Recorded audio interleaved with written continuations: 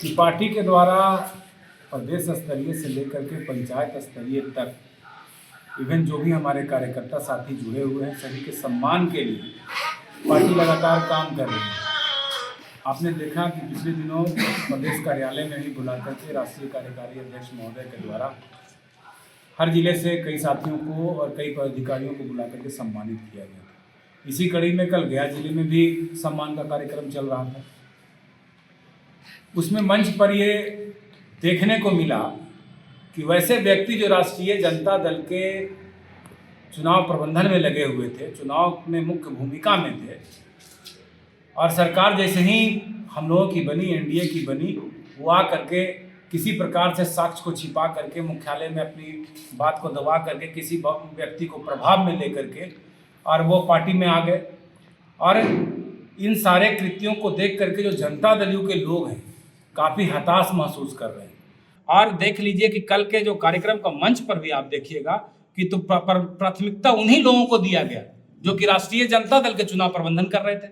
हमारे लोग बूथ पर परिश्रम करते हैं कि एनडीए की सरकार बने, जनता दल मजबूत हो, और मौका उनको दिया जाए। जनता दल यूनाइटेड में संगठनात्मक असंतोष एक बार फिर खुलकर सामने आया है।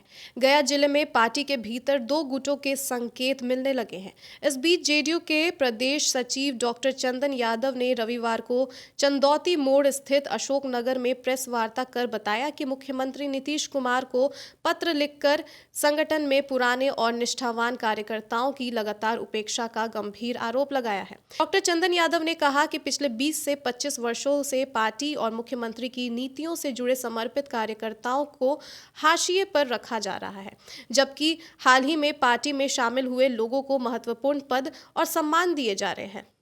इससे जमीनी स्तर के कार्यकर्ताओं में भारी नाराजगी है और संगठन कमजोर हो रहा है। उन्होंने आरोप लगाया कि पार्टी मुख्यालय में बैठे कुछ पदाधिकारी जो एक साथ सरकार और संगठन में कई पदों पर काबिज हैं, अपने नजदीकी लोगों को ही तरजीह दे रहे हैं। प्रदेश मुख्यालय में आयोजित एक सम्मान समारोह का जिक्र करते हुए उन्होंने कहा कि कई प्रदेश स्तरीय पदाधिकारियों को न तो आमंत्रित किया गया और न ही सम्मानित किया गया, जबकि चुनिंदा लोगों को बुलाकर मंच दिया गया।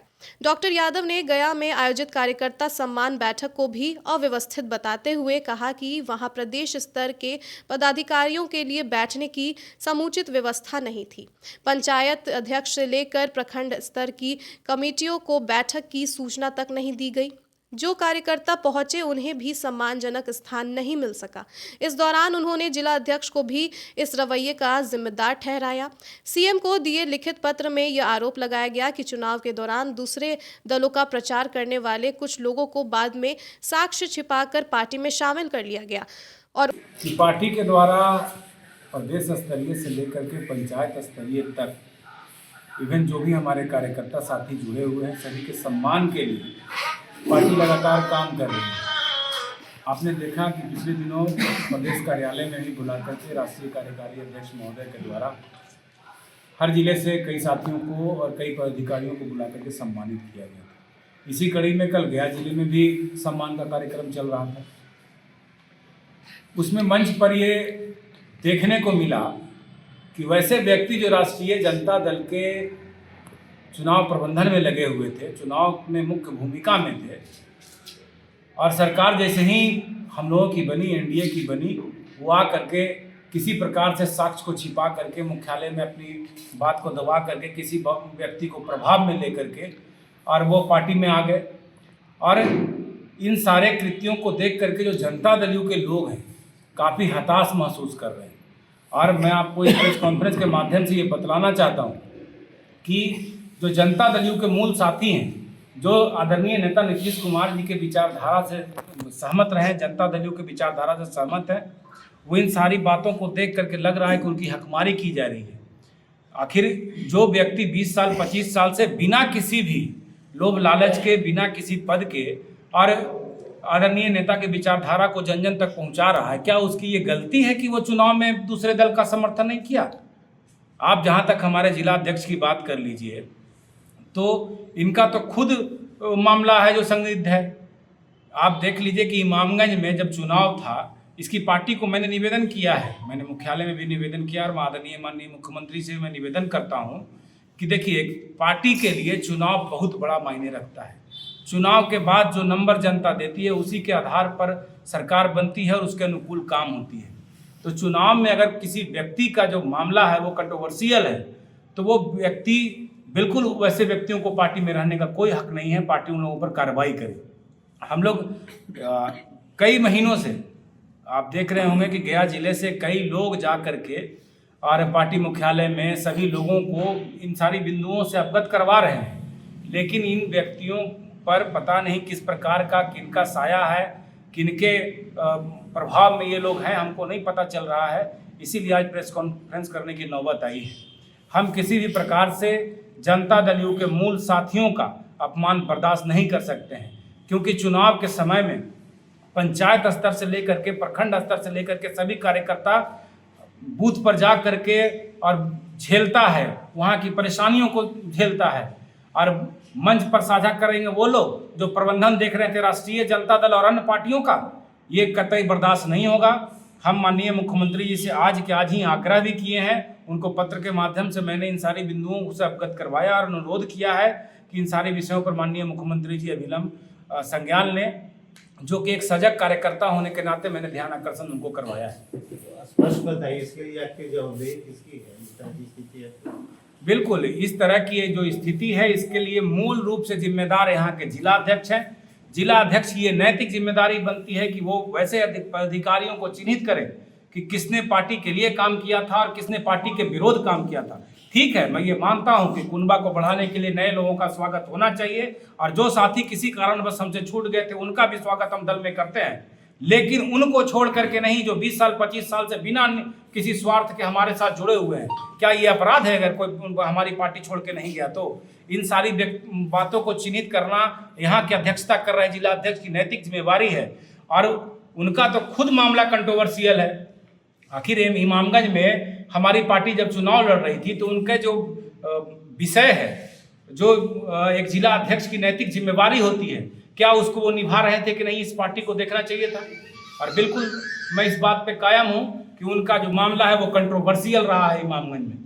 चूँकि देखिए जातीय उन्माद से या जातीय प्रभाव से बिहार कभी बाहर नहीं निकल सकता, लेकिन मैं एक बात और स्पष्ट कर देना चाहता हूँ कि इस जिला अध्यक्ष महोदय के विरोध में गया जिले से कई डेलीगेट्स जा करके पटना में इनके विरोध में कई विषयों पर अवगत करवाए हैं, जिसमें कि हमारे दल के एक दिवंगत सुनील जी थे, सुनील सिंह जी उपाध्यक्ष थे, उनकी पत्नी ने भी कई मामलों को उठाया है। मैं इस विषय में बहुत नहीं जाना चाहूँगा, लेकिन अन्य महिला नेत्री ने भी इस विषय को उठाया है, लेकिन किसी प्रकार की कोई कार्रवाई इन पर नहीं होना कहीं न कहीं ये दर्शाता है कि मुख्यालय प्रभारी महोदय या फिर मुख्यालय में बैठे हुए लोग इनको संरक्षण दे रहे हैं।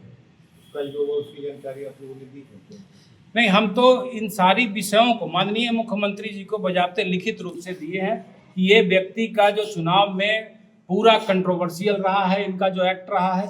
और देख लीजिए कि कल के जो कार्यक्रम का मंच पर भी आप देखिएगा कि तो प्राथमिकता उन्हीं लोगों को दिया गया जो कि राष्ट्रीय जनता दल के चुनाव प्रबंधन कर रहे थे। हमारे लोग बूथ पर परिश्रम करते हैं कि एनडीए की सरकार बने, जनता दल मजबूत हो, और मौका उनको दिया जाएगा। जिला स्तर पे जो ये बातें कह रहे हैं उससे वो कितनी बात सच है?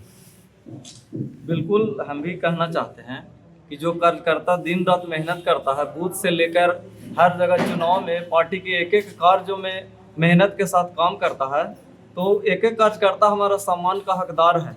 और जब पार्टी द्वारा आयोजित सम्मान समारोह में कार्यकर्ताओं को जो दिन रात मेहनत कर रहा है उनको सम्मान नहीं मिल पाता है, और जो पार्टी के विरुद्ध काम किया है, कई लोग कल के समारोह में ऐसे मंच पर थे जो एनडीए के खिलाफ चुनाव लड़े हैं, वैसे लोग मंच पे बैठे हुए हैं। जो पार्टी के विरुद्ध काम किए हैं, एनडीए के विरुद्ध काम किए, वैसे लोग मंच पे बैठे हुए हैं। वो कौन कौन लोग हैं?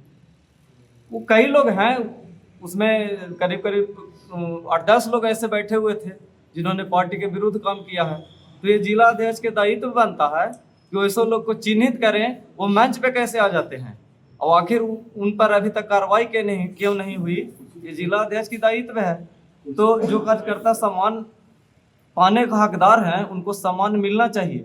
जो पार्टी में परिपाटी है कि इस पद पे ये है, इस पद पे ये व्यक्ति हैं, तो पद के अनुसार उनको सम्मान मिलना चाहिए और बैठने की जगह भी निर्धारित होना चाहिए, जो कि इन जिला अध्यक्ष में अभी तक नहीं देखा गया है। तो कहीं ना कहीं पार्टी के और नेता के जो समर्पित कार्यकर्ता हैं वो अपने आप को अपमानित महसूस कर रहे हैं, और जो हमारे नेता और पार्टी ने सम्मान दिया है वो सम्मान लेने लायक है, वो जिलाध्यक्ष के द्वारा नहीं दिया जा रहा है। बैठने की बात कर रहे हैं तो कल तो कुर्सियां खाली थी। कुर्सियां खाली थी, बहुत सारे कार्यकर्ता बाहर थे, अंदर थे, उसमें भी जिलाध्यक्ष का कमी रहा है। हमारे यहाँ इतना कार्यकर्ता है ना कि 10,000 का हॉल भर दिया जाएगा, मैंने सूचना जाएगा तो इसमें भी कहीं ना कहीं जिलाध्यक्ष फेल हैं। तो सूचना में भी फेल। सूचना में भी फेल हैं। कई लोग, जैसे कि मुझे ही कॉल नहीं आया था कल का प्रोग्राम का सूचना नहीं है, लेकिन हम लोग राजनीति में एक्टिव रहते हैं, तो पटना से जो भी कार्यक्रम आता है उस पर नजर रखते हैं कहाँ क्या होना है, तो अपने आप सूचना से पहुंचे थे। शिकायत जारी है, फिर भी ये बने हुए हैं, तो वहाँ के लोगों का दोष है ना। बिल्कुल, मैं इस बात पे कायम हूँ कि जब यहाँ हमारे सामान्य कार्यकर्ता से लेकर पार्टी के पदाधिकारी प्रदेश मुख्यालय तक इन सारी बिंदुओं को पहुँचा रहे हैं, मैंने जहाँ तक जानकारी लिया है या फिर जहाँ तक मुझे व्यक्तिगत जानकारी भी है कि पार्टी के राष्ट्रीय कार्यकारी अध्यक्ष महोदय तक और अन्य बड़े पदाधिकारियों तक, इन प्रदेश अध्यक्ष जी और पार्टी मुख्यालय सभी लोगों को इन सारी विषयों को अवगत कराया गया है। लेकिन इन व्यक्ति पर मुझे जैसा लगता है, ये मेरा व्यक्तिगत राय है कि इन पर पार्टी के जो मुख्यालय प्रभारी हैं हमारे चंदन सिंह जी, उनका भाई इनका बड़ा प्राश्रय रहता है। नहीं तो आप ये बात मान लीजिए कि गया में जो प्रभाव है उनका, उनके बिना प्रभाव के कोई यहाँ इन सारी विषयों को रहते हुए अपने पद पर बना हुआ नहीं रह सकता। चंदन सिंह जी की बात आई है, तो चंदन सिंह जी तो सरकार के कई पदों पर सुशोभित हैं। देखिए, ये देखना तो पार्टी का काम है, लेकिन हमारी पार्टी और हमारे नेता का ये विचारधारा रहा है कि एक व्यक्ति और एक पद पर वो रहेंगे।